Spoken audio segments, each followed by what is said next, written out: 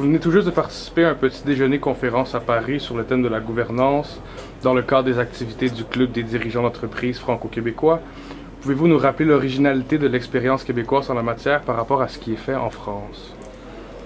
L'originalité de ce qu'on fait, c'est, je dirais, la création d'un programme de formation par des partenaires.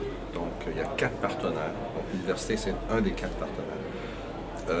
La Caisse de dépôt et de placement du Québec, l'Autorité du marché financier qui est le régulateur, et le gouvernement du Québec. Donc, tous les 4 vont former ce collège, c'est-à-dire un ensemble de programmes qui a pour objectif d'améliorer la gouvernance, mais par la formation des administrateurs de société, qu'elles soient publiques ou privées. Alors, la particularité, si on peut dire, c'est le fait que nous offrons à la fin de cette formation une certification, donc un parchemin, un diplôme, suite à un examen que les participants doivent passer. Et c'est 15 jours de formation, donc 5 modules de 3 jours. Avec les récents scandales boursiers aux États-Unis et au Canada, les conseils d'administration ont souvent été pointés du doigt comme étant en partie responsables de ce dérapage. Comment ont réagi les gouvernements québécois et américains pour resserrer les méthodes de gouvernance?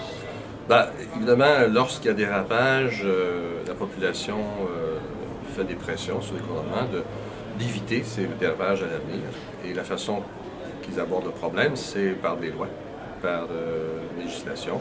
Donc, on connaît bien aux États-Unis, suite à Enron et compagnie, la loi Sarbanes-Oxley. Ensuite, au Canada, il y a eu l'équivalent. Il y a eu des lois au Québec pour les sociétés d'État. Donc, il y a un cadre législatif qui se met en place. Et c'est la réaction des gouvernements, parce que c'est le moyen qu'ils ont, c'est essayer d'empêcher les dérapages à l'avenir, donc d'encadrer les rôles et responsabilités des conseils d'administration. Donc c'est ce que font les gouvernements. Nous, notre approche, c'est de compléter ça par la formation, parce qu'on ne peut pas tout légiférer.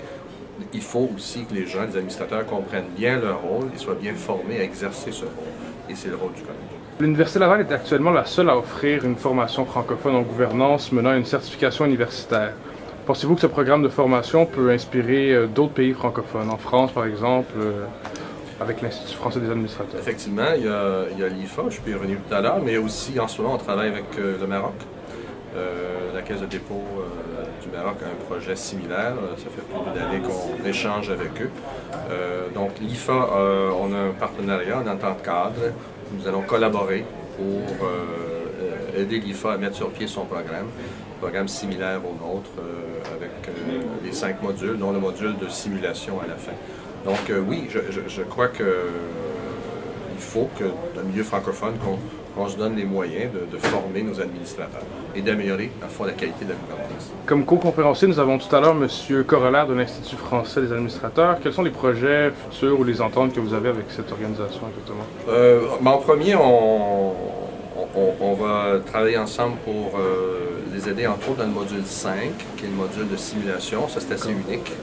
Au Canada, il n'y a que l'Université McMaster à Northern Ontario qui offre un module de simulation. On s'en est d'ailleurs inspiré. Donc, nous allons travailler avec l'IFA la mise sur pied de ce module de simulation. Et il y a aussi, évidemment, le partage des compétences et des connaissances entre les deux organisations. Maintenant, le contexte français n'est pas celui du Canada et du Québec, donc il y a des différences, il va y avoir des spécificités. Même entre le Québec et le reste du Canada, il y avait des spécificités législatives, ainsi de suite. Donc, l'idée, c'est pas de reproduire exactement la même chose d'un pays à l'autre, mais de s'inspirer des principes de la gouvernance et aussi des contenus partageables entre les différents pays. Bien, je vous remercie beaucoup, monsieur, d'être venu pour cette conférence. Merci de votre accueil, merci de votre écoute. Bon retour.